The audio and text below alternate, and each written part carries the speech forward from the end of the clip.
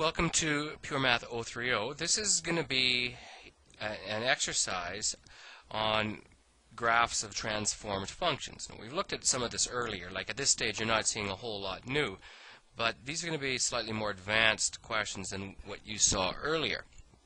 But the same ideas, but really throwing it at you this time.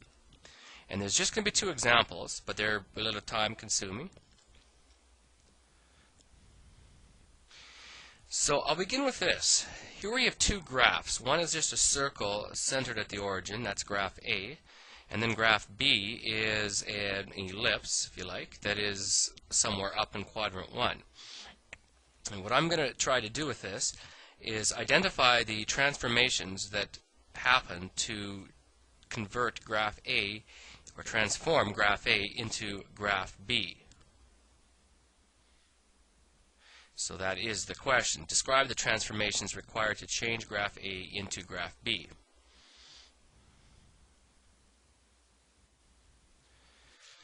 Now here's our diagram, and if we take a look at this original graph, you will notice that its horizontal distance, it's going from -1 to 1, is 1 unit.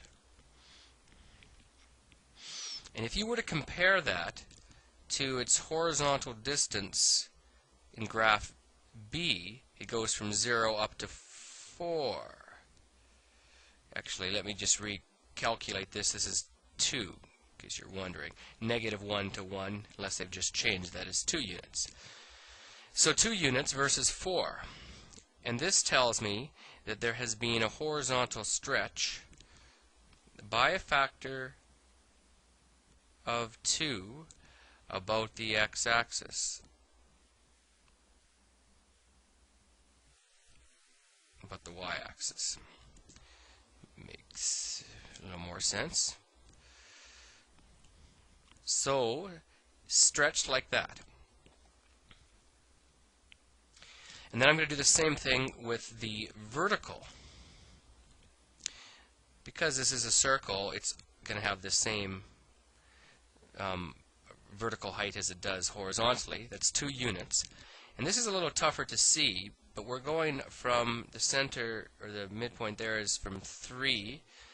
It's going up 0.5 and down 0.5, so that's going to be 1 unit. And this will tell me that we have a vertical stretch by a factor of 1/2. It went from 2 units to 1 about the x-axis.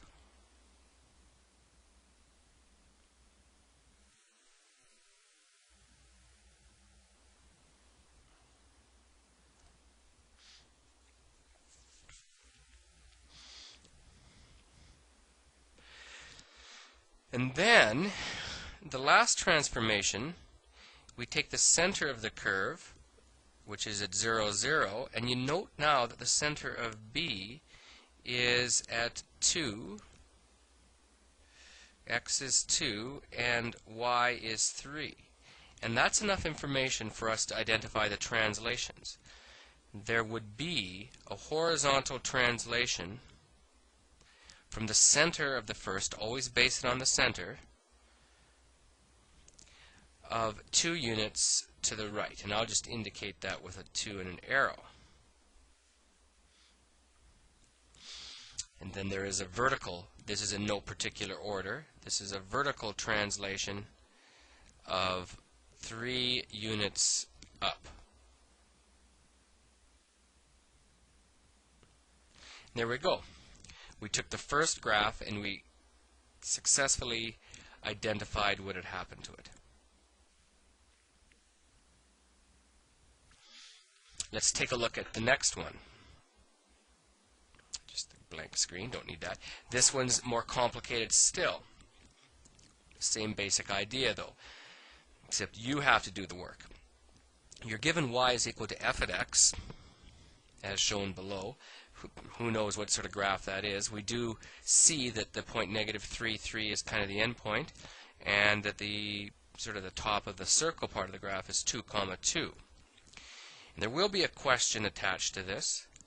We want to sketch y is equal to -2 f at negative 1/2 bracket x plus 1.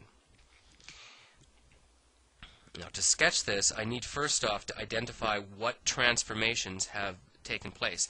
And I'm not basing it on a graph like we did in the previous question. I'm basing it on this equation. So let's take stock of that.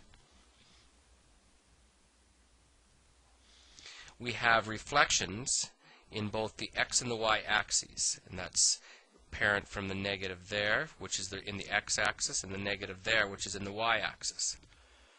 And you will recall that unless they tell you otherwise, you do it alphabetically: reflections, stretches, and translations, just to keep it straight. We also have a vertical stretch by a factor of 2 about the x-axis. That's courtesy of the 2 in front there. Now remember, any vertical transformation, whether it's a reflection or a stretch, only affects the y. And then we have a horizontal stretch by a factor of 2 about the y-axis, and that would be from the 1/2.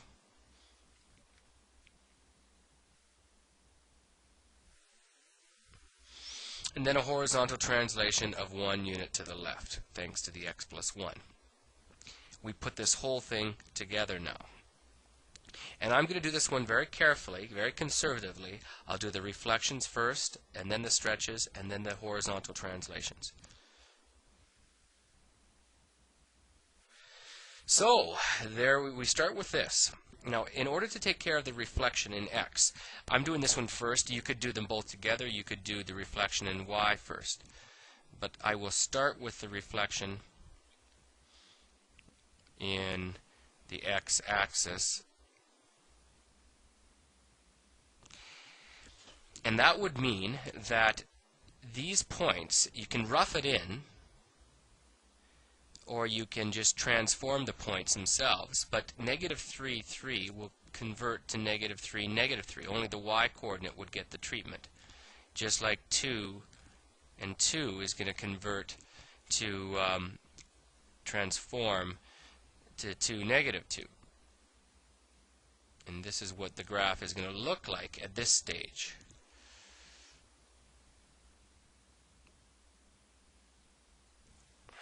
So a perfect mirror image in the x-axis.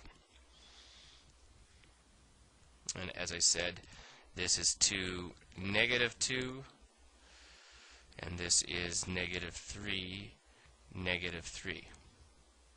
So that takes care of the first transformation. And I'll bring up a new screen and we can examine it again. There we are. Oops. Okay.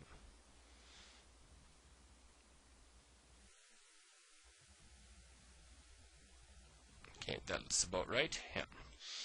Now I'm going to take care of the reflection in the y-axis.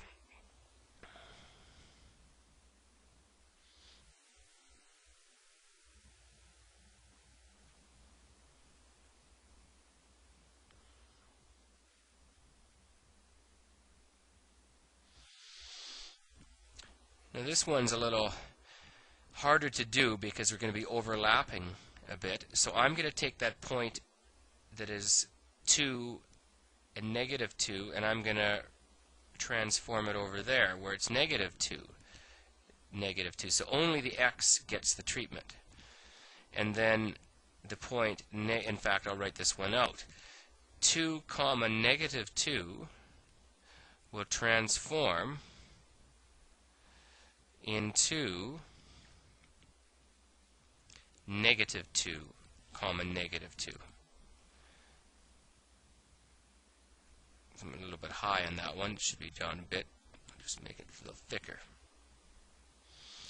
And then the other point that we're given is negative 3 comma negative 3 is going to transform into 3 comma negative 3.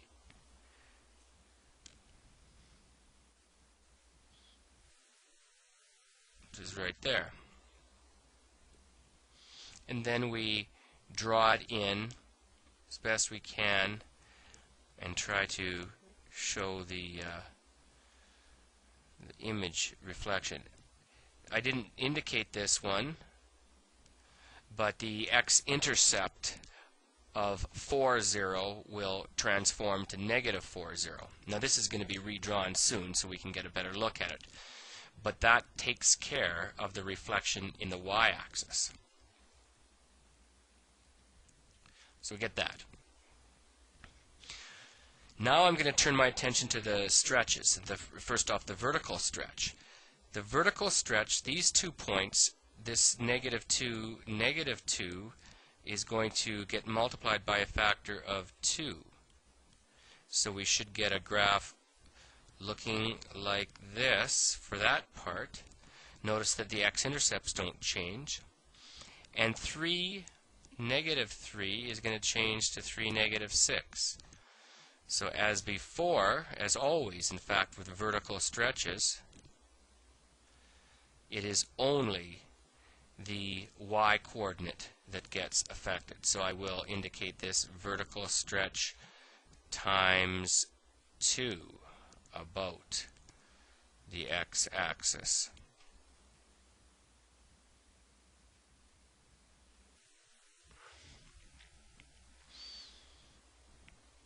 So if you want, you could indicate that this point is -2, -4, that this point is 3, -6. Then let's take a look at the new one, the next one. So there is our graph, by the way, redrawn with a little more care. We do the horizontal stretch now by a factor of 2 about the y-axis.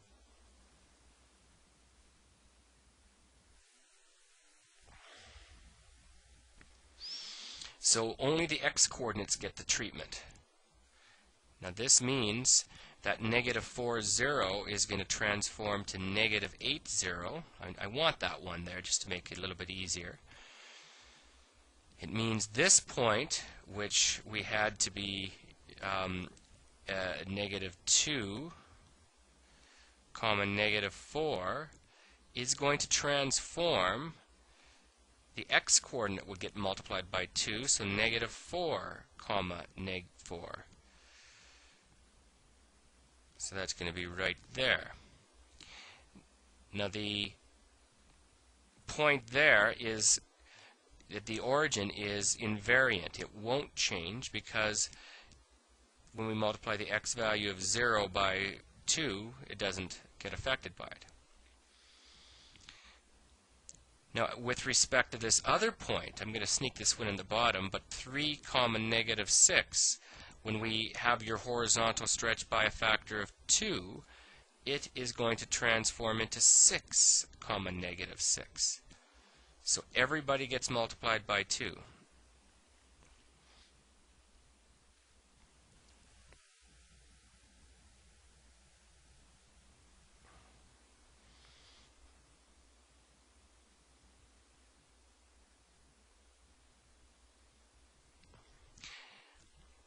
Okay, let's take a look at this one in a cleaner form. There we go.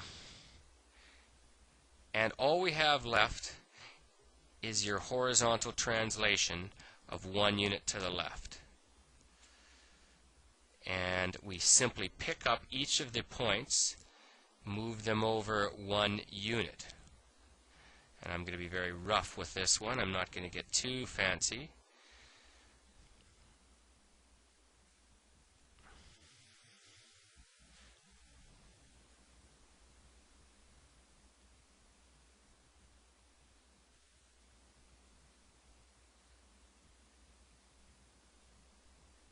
There you go.